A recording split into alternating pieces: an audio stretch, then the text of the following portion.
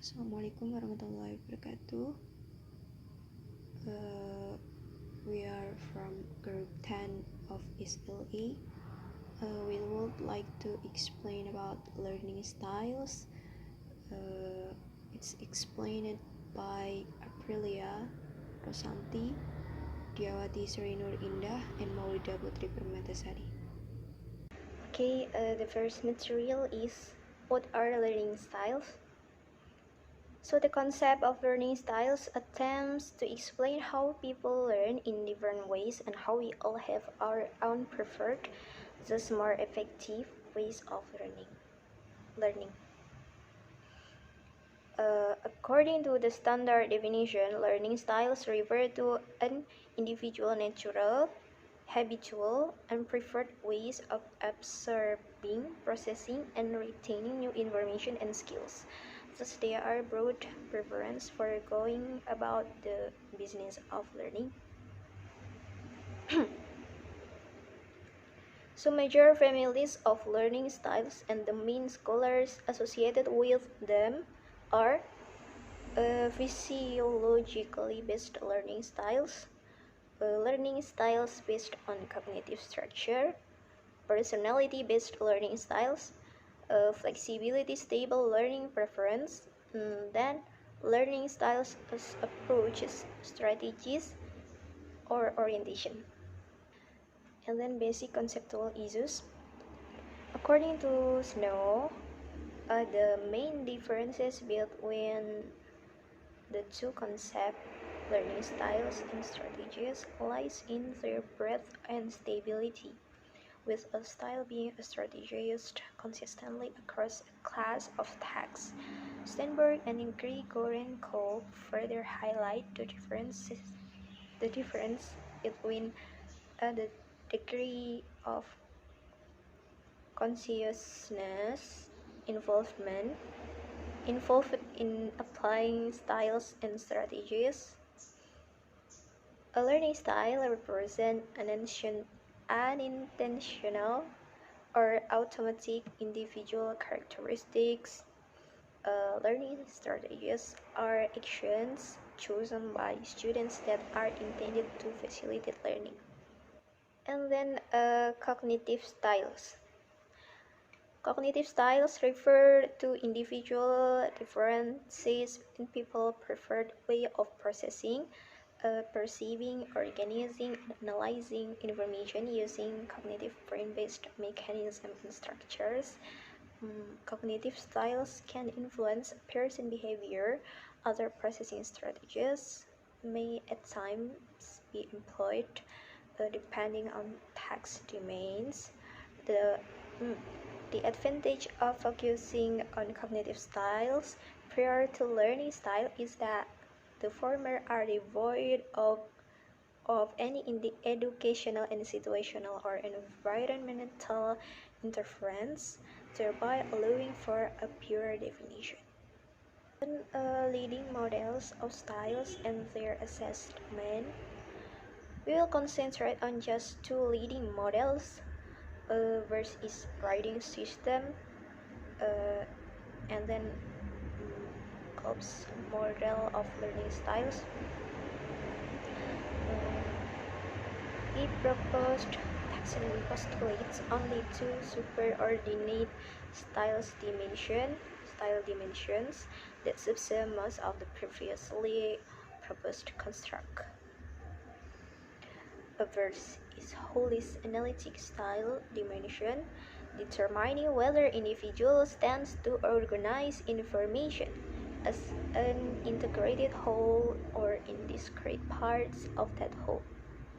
And then verbal imagery style dimension, determining whether individuals are or outgoing and inclined to represent information during thinking verbally, or whether they are more inward and tend to think in mental pictures or image. In other words, verbalizers are superior at working with verbal information, whereas imagers are better at working with visual or spatial information. And then called model of learning style. based on the combination of the two style continua. For basic learner types or learning style patterns emerge um, divergers, concrete and reflective, then convergers, abstract and active, and then assimilators, abstract and reflective, and then accommodator, concrete and active. Uh, and then because of dissatisfaction with the limitation, a new nine typology has very recently been proposed. A brief description of the proposed nine styles is provided below. Uh, Initiating, experiencing, imagining, reflecting, analyzing, thinking, deciding, acting, balancing.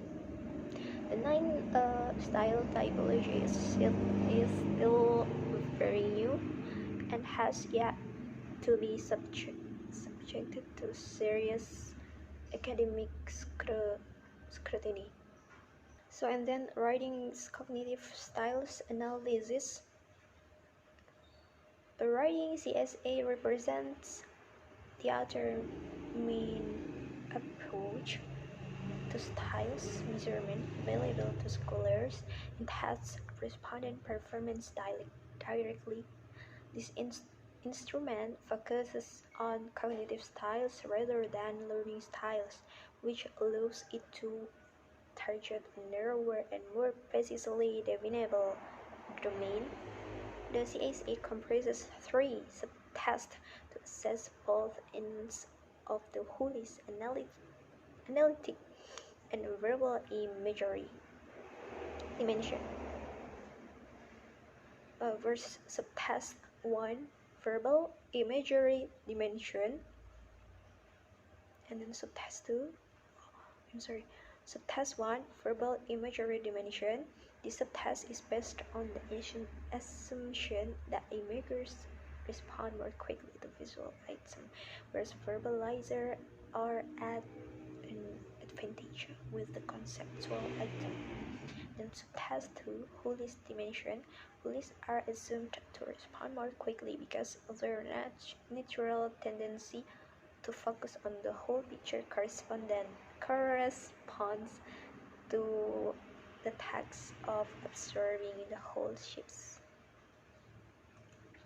And then subtask 3, analytic dimension.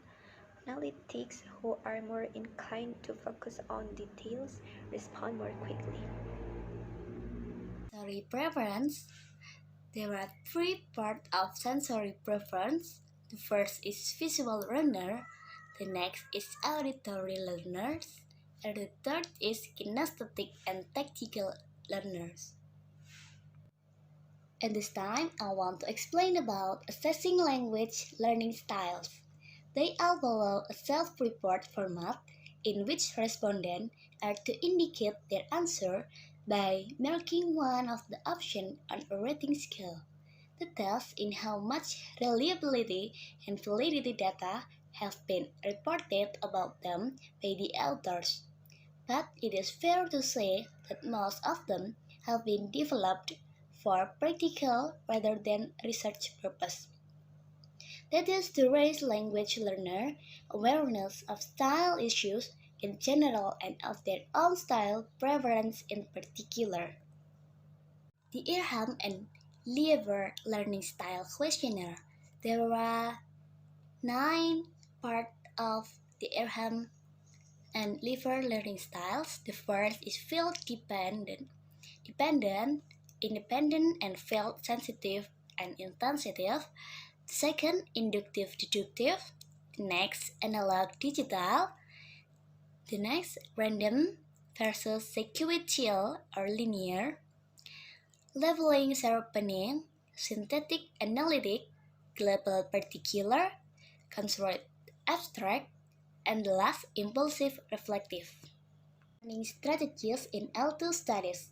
Although the theoretical inconsistencies surrounding the learning strategies literature in general had been known since the early days. It was not unreasonable that GL2 field showed remarkable tolerance of their shortcomings. After all, research studies that include language learning as either dependent or independent variable tended to produce interesting results. Defining language learning strategies. Although this is clearly important in distinguish learning strategies from creative teacher tasks, that the learner engages in choice alone is still not enough to distinguish strategies from non-strategies because students tend to make several choices concerning their learning process that are not strategic in the strict sense. That is, which do not necessarily involve appropriate and purposeful behavior to enhance the effectiveness of learning. Okay, the next slide is recent moves to strengthen the theoretical basis of language learning strategies. According to Macaro, the key characteristics of the learning strategy are the location of strategies. In Macaro's framework, strategies are seen as conscious mental activities located in working memory. The size, abstractness, and relationship to other strategies, Macaro argues that a strategy should be described at the lowest level. The goals, strategies are mental action that incorporate explicit learning goals. The tasks, strategies must be both appropriate to a particular situation and transferable to other learning tasks. The next slide is variation in strategy use. Several variations of the strategies used in second language learning are learning strategies across cultures. This may be partly because ethnicity-based variation in the students' learning styles as well as differences in their formal and informal educational experiences. Gender variation in learning strategy use. Gender differences regularly show up in studies on language learning, and therefore they were expected to characterize the use of language learning strategies as well. Further variation, other background factors such as career and study choices have also been shown to affect strategy use. Relating learning strategies to other ID factors, the connection between strategy use and other ID factors, most notably motivation, have also been investigated. And then the next slide is strategy training. There are 9 strategies training cited from Macaro 2001. There are raise the awareness of the students, exploration of possible strategies available, modeling by teacher or other students, combining strategies for a specific purpose or task, application of strategies with scaffolded support, initial evaluation by the students, gradual removal of scaffolding, evaluation by student and teacher, monitoring strategy use and rewarding effort. And then the next slide is the assessment of learning strategies. In the following section, we describe 3 major questionnaires that represent somewhat different approaches. First, the motivated strategies for learning questionnaire. Second, strategy inventory for language learning. Third, self-regulatory capacity in vocabulary learning scale. And I will explain one by one. Motivated strategies for learning questionnaire. Description of the learning strategies that are part of Pinterest et al. And it is divided into 2 types. There are cognitive and metacognitive strategies and resource management strategies. Strategy inventory for language learning. The questionnaire of SEAL consists of 6 scales. remembering more effectively, using your mental processes, compensating for missing knowledge, organizing and evaluating your learning, managing your emotion, and learning with others. Self-regulating capacity in vocabulary learning scale. According to Sell et al., the two main objectives guiding the test construction process were as follows: to devise items that tap to ensure general learner traits rather than surface-specific behavioral habits. Accordingly, the SRC vocabulary doesn't measure strategy use, but rather the learner's underlying self-regulatory capacity that will result in strategy use. To base the structure of the instrument on a theoretical construct. To further increase the validity of the construct, it was applied to one particular learning domain only. Vocabulary learning, it is believed. And then we are going to the last slide, that is self-regulatory capacity. In a study by Wynne and Perry, 2000, who argued that self-regulatory learning, a term they used to refer to learning characterized by effective strategy employment, displays properties of an aptitude which comprises two main dimensions: metacognitive knowledge and metacognitive monitoring. Okay, that's all. Thank you for your attention. If you have a question, you can ask to us. Thank you. Wassalamualaikum warahmatullahi wabarakatuh.